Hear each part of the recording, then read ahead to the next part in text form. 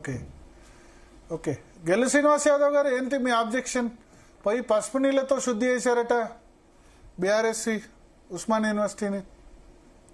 మేము ముఖ్యమంత్రి గారు రాకను బీఆర్ఎస్ వ్యతిరేకించలేదు.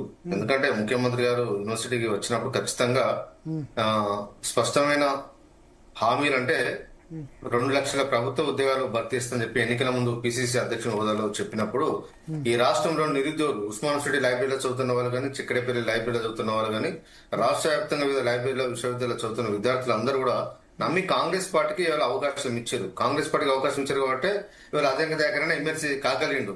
కాబట్టి ఆ నమ్మకాన్ని నిలబెట్టుకోవాలని చెప్పి వాళ్ళ విద్యార్థులు అందరూ యూనివర్సిటీలో అందరూ కోరిరు. అదే చెప్పినాం. అదేవిధంగా 18 సంవత్సరాలు నిన్న ప్రతి అమ్మాయి కూడా చదువుకునే అమ్మాయికి మేము స్కూటీలు ఇస్తామని చెప్పారు. మేము ముఖ్యమంత్రి గారు వచ్చే ముందే చెప్పినాం, మీరు ఇప్పటి వరకు దాదాపు 2 సంవత్సరాల దగ్గరికి వస్తుంది, ఇంతవరకు దాని మీద ఎలాంటి నిర్ణయం తీసుకోలేదు. ఓ పైలట్ ప్రాజెక్టు అన్న ఉస్మాన్ యూనివర్సిటీలోని విద్యార్థుల కోసం ఈ స్కూటీలు ఇచ్చే కార్యక్రమాన్ని నిర్వహించాలని చెప్పి ముఖ్యమంత్రి గారు కోరినాం. ఆనాడు ఎన్నికల ముందు మాట్లాడారు, ఉస్మాన్ యూనివర్సిటీ విద్యార్థులు బిస్వాల్ కమిటీ నివేదిక ప్రకారం 2 లక్షల ఉద్యోగాలు అని చెప్పి ఎన్నో మీటింగులలో రేవంత్ రెడ్డి గారు చెప్పారు. ఇవాళ మరి ఆ నివేదిక ఎటువంటి దొరుకుతలేదా ముఖ్యమంత్రి గారికి అని చెప్పి ఇవాళ మేము చాలా మంది ఉస్మాన్ విద్యార్థులు ప్రశ్నిస్తారు.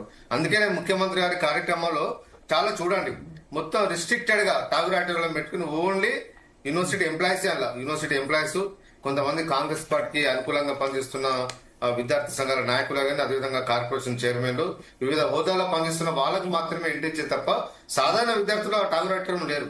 నిజంగా జనరల్ విద్యార్థులకు అవకాశం కల్పించేది ఉంటే విద్యార్థులు మరి ప్రశ్నించే వాళ్ళ లేకపోతే అడిగే వాళ్ళు. ముఖ్యమంత్రి వస్తే స్పేస్ అనేది ముఖ్యమంత్రి వస్తే ఉస్మాన్ యూనివర్సిటీ సరే ప్రశ్నించడం ఇప్పుడు వచ్చిన దాన్ని మీరు సద్వినియోగం చేసుకోవాలి, కానీ నిలదీస్తే ఇంకే ముఖ్యమంత్రి వస్తాడు? నిలదీయాలనే ఉద్దేశం కాదు. ఇప్పుడు రిక్వెస్ట్ చేస్తానికి స్కోప్ అయితే ఇవ్వాలి కదా. ఇవాళ విద్యాశాఖ మంత్రి మీరు అపాయింట్మెంట్ తీసుకొని కలవండి. ఇప్పుడు ఉస్మాన్ యూనివర్సిటీకి వచ్చినప్పుడే గొడవ ఎందుకు సార్? నేనేమంటున్నా అంటే ఇవాళ విద్యాశాఖ మంత్రిగా ఇవాళ ముఖ్యమంత్రి గారు ఉన్నారు. తెలంగాణలో ముఖ్యమంత్రి గారు ఇవాళ రేవంత్ రెడ్డి ముఖ్యమంత్రి గారు ఉన్నారు. విద్యాశాఖను తన దగ్గర పెట్టుకున్నప్పుడు ఉద్యోగాలు ఖాళీ ఉద్యోగాలు భర్తీ అనే అంశం ఇవాళ ముఖ్యమంత్రి గారు తెలియదా?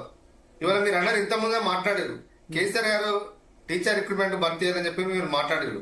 అది తెలంగాణలో భర్తీ అవ్వడానికి మేం కాదు కదా. అక్కడ వాళ్ళు ఇచ్చిన ఆ రోజు అలహాబాద్ హైకోర్టు ఇచ్చిన తీర్పు ప్రకారం ఉస్మానియా విశ్వవిద్యాలయం భారతదేశ వ్యాప్తంగా కూడా యూనివర్సిటీ రిక్రూట్మెంట్ చేయలేని పరిస్థితి ఆ రోజు కల్పించింది కేంద్ర ప్రభుత్వం. జూజీస్ కి రాష్ట్ర ప్రభుత్వం ఎన్నోసార్లు రిక్వెస్ట్ చేసింది, వాళ్ళు వినకపోతే చివరిగా మేమే సపరేట్ ఒక బోర్డుని ఏర్పాటు చేసి ఆ బోర్డు ద్వారా టీచర్ రిక్రూట్మెంట్ చేయాలనే ఉద్దేశం, యూనివర్సిటీ ప్రొఫెసర్ల రిక్రూట్మెంట్ చేయాలని చెప్పి మేము భావించడం జరిగింది. దానికి గవర్నర్ గారు బిల్లు తన దగ్గర పెట్టుకుంది. ఎందుకంటే ఇక్కడ కేసీఆర్ పేరెస్ బోర్డుని ఏర్పాటు చేసిన బోర్డు ద్వారా మొత్తం రాష్ట్ర వ్యాప్తంగా కూడా అన్ని విశ్వవిద్యాలయాల్లో కూడా యూనివర్సిటీ ఫ్యాకల్టీ రిక్రూట్మెంట్ చేస్తే ఇక్కడ BRS party governor second term మీరు చెప్పేది తమిళసై సౌందరరాజన్ ఫస్ట్ టర్మ్ లో ఏం చేశారు? 6 సంవత్సరాలు ఏం చేశారు? మొదటి 6 తమిళసై సౌందరరాజన్ గవర్నర్ గా వచ్చింది 2020లో. మొదటి 6 సంవత్సరాలు ఏం చేశారు?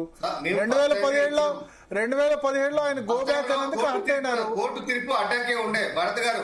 కోర్టు తీర్పు ఆ రోజు 2017లో కోర్టు తీర్పు అడ్డంకి ఉండే, అప్పటి నుంచి అది చివరి వరకు వచ్చింది. తర్వాత సెకండ్ టైం లో మేము బోర్డు పెట్టి నిర్ణయం తీసుకున్న తమిళసై గారు ఫైల్ దగ్గర పెట్టుకున్నారు. గవర్నర్ వైస్ ఛాన్సలర్ తీసేస్తా అంటే తిరిగి పంపించారు. ఆ టైప్ లో కనుక పంపించేది ఉంటే గవర్నర్ వైస్ ఛాన్సలర్ తీసేస్తా అంటే గవర్నర్ ఒప్పుకుంటారా? గవర్నర్ తను వైస్ ఛాన్సలర్ తీసేస్తా అంటే గవర్నర్ ఒప్పుకుంటారా?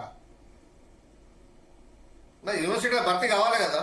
అదే మీరు గవర్నర్ కు అధికారాలను తీసేస్తా అంటే ఏ గవర్నర్ అయినా ఒప్పుకుంటారా అంటున్నా.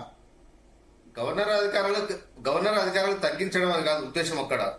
ఎందుకంటే విశ్వవిద్యాలయంలో పాట గవర్నర్ గారు ఫైళ్ళని పెండింగ్ లో పెడతా ఉన్నారు, చాలా ఫైల్ పెండింగ్ లో పెడుతున్నారు. సరిగా నిర్ణయం తీసుకోవడానికి ఉద్దేశంతోనే ప్రత్యేక బోర్డు ఏర్పాటు చేస్తే ఇక్కడ కూడా ఇప్పుడు ఇవాళ ఉస్మాన్ యూనివర్సిటీలో నోటిఫికేషన్ ఇస్తాం, తర్వాత 2 నెలలకు పాలమూరు యూనివర్సిటీలో నోటిఫికేషన్. ఇక్కడ అప్లై చేసిన అభ్యర్థి అక్కడ అప్లై చేస్తాడు, వేరే జేఎన్టీలు అప్లై చేస్తాడు. అన్ని విశ్వవిద్యాలయంలో అప్లై చేసిన అభ్యర్థులు అప్లై చేస్తే ఉస్మాన్ యూనివర్సిటీ ప్రిఫరెన్స్ ఇచ్చాడు అనుకో, మిగతా విశ్వవిద్యాలయంలో ప్రభుత్వం సీరియస్ గా తీసుకుంటే ప్రభుత్వం ఒక బోర్డుని ఏర్పాటు అని చెప్పి ఒక నిర్ణయం తీసుకున్నది. ఓకే, సో దయాకర్ గారు